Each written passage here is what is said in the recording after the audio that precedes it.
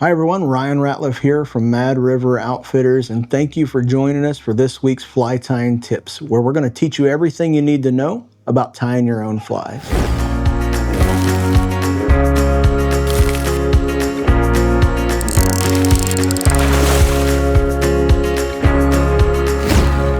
Welcome back to Fly Tying Tips with Ryan Ratliff. Make sure that you take a look at these videos every Wednesday. We come out about 3 p.m. Eastern time with a new one. Subscribe, do all that type of stuff, because then it'll keep you up to date with what's coming out. I'm going to continue talking about hair, and this week we're going to talk specifically about deer hair and streamers. So what hair do you use for tying streamers?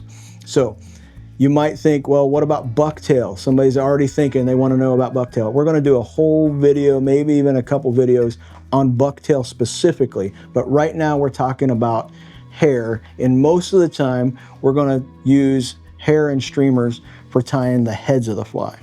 So here is a woolly sculpin. This is a classic fly from Kelly Gallup. I use this a lot for smallmouth. Use this a lot for trout fishing, largemouth also. This is a great fly. And the hair at the head of the fly is deer body hair.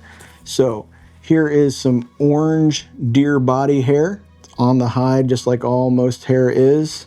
This happens to be Nature's Spirit Select spinning deer hair.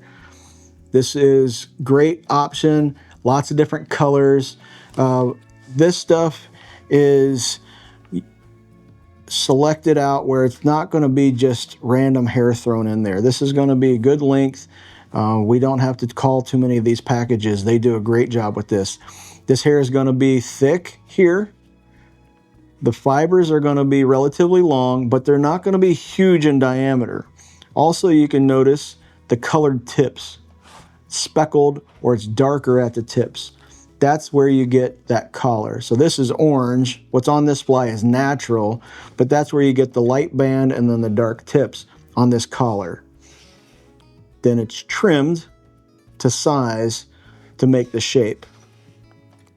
If you notice on the bottom side, there's a little bit of white. So they can bleach regular body hair. But once you bleach regular body hair, it doesn't turn white, it turns like a cream color. It also can get a little bit what we call crispy. It can get a little more fragile. So you can't really get white. If you want white on a head, then you need to look at the deer belly hair. So deer belly is naturally going to be white. It's also going to be a little bit different characteristics. So here is a patch of deer belly.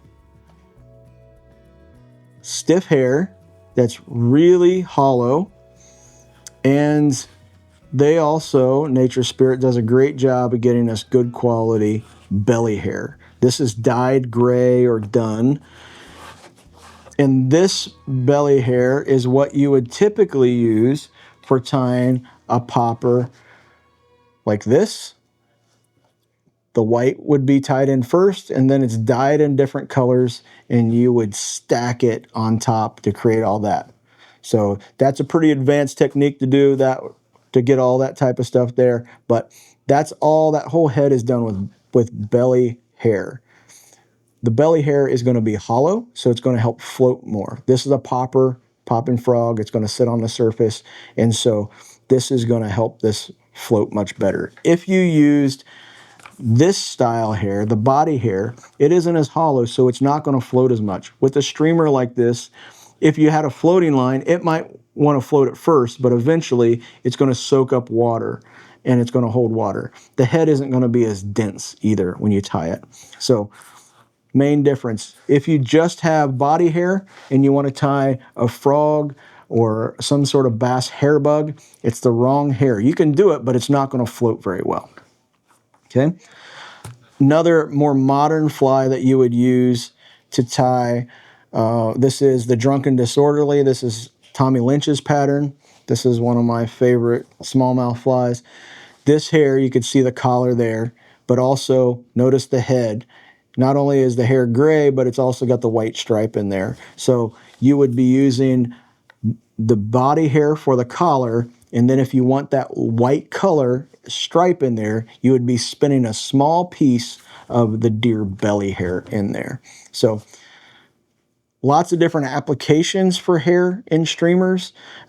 Most of the time, we're using this in the heads to create a silhouette, or either like this for like a sculpin, or you're creating something that's going to be carved to create deflection in the current when you strip it. So that's the main thing there. Or you're going to carve out a frog body out of a bunch of belly hair and make that float.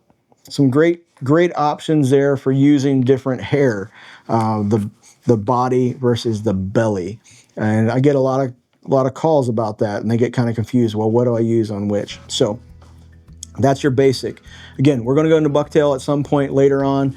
Also, knowing the characteristics of the belly being more buoyant and the body being not as hollow, then you might be able to add some of these different characteristics at different parts of your fly to make it do different things in the water.